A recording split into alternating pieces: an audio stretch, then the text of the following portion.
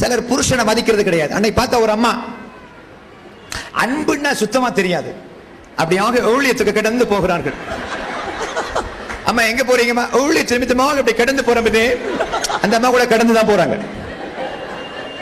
அப்ப உன்ன ஊழியக்காரர் கேட்கிறாரம்மா, வீட்டுக்காரருக்கு சாப்பாடு கொடுத்தியாமா? ஐயோ, ஆத்துமாக்கள் அழிந்து கொண்டிருக்காங்க பதே.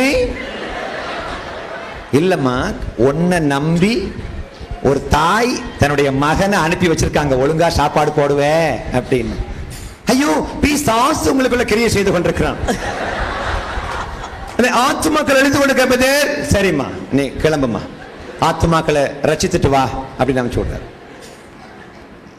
அம்மா மத்தியானம் ஒரு 3 மணிக்கு அப்படி டயர்டாக அப்படி அவங்க திரும்ப கடந்து வருகிறார்கள். அவர் வீட்டிலே அப்படியாக ஜலத்தின் மேல் அசைவாடி கொண்டிருக்கிறார். ஒரு பெரிய ஒரு கம்பு எடுத்த வாட்டி பட்டு பட்டு பட்டு பட்டு பட்டு பட்டு பிசியோதெரபி பண்ண ஆரம்பித்தார். பிரியமானவர்கள், பிசியோதெரபி என்றால் என்ன என்று ஜிப்மர் மருத்துவமனையில் உள்ளவர்களுக்கு தெளிவாக தெரியும் என்று எனக்கு தெரியும். அல்லேலூயா.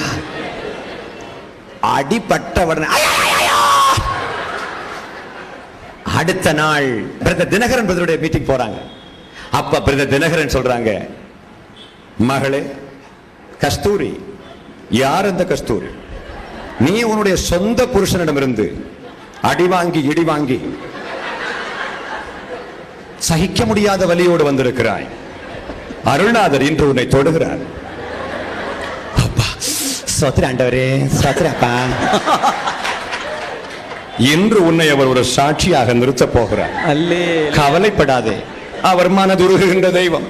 அப்படி சொன்ன உடனே நீ எங்கிருந்தாலும் மேடைக்கு வா சொன்ன உடனே வர வழியிலே சரியாயிடுச்சு. ஓடி வந்து சோத்ரா சொல்றா, ஒரு நல்ல சாட்சியாக கர்த்தர் என்னை எழுப்பி இருக்கிறார். ஜீவனுள்ள சாட்சி.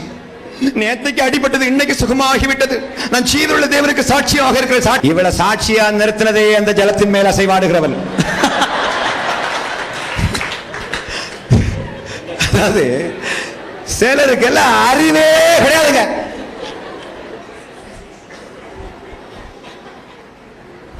அறிவே கிடையாது. சாட்சியாக நிறுத்தினார். அவரு சிரிச்சுக்கிட்டு இருக்காரு.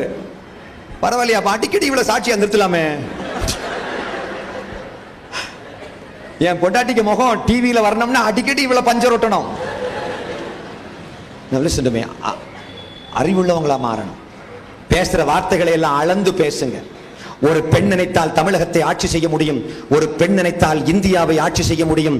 ஒரு பெண் நினைத்தால் விண்ணுக்கு சென்று ஆராய்ச்சி செய்து திரும்ப முடியும். ஒரு பெண் நினைத்தால் 50 கிலோ அரிசியை அரை மணி நேரத்தில் ஆட்டி போட முடியும். பெண்களால முடியாத பேசிக்கா ஒரே ஒரு பிரச்சனை தான் பிரதர் உண்டு. அது என்ன ப்ராப்ளம்னா, சொல்லட்டா பிரதர், பேசாம இருக்க முடியாது. அவங்களால வாயை வச்சுட்டு பேசாம இருக்க முடியாது.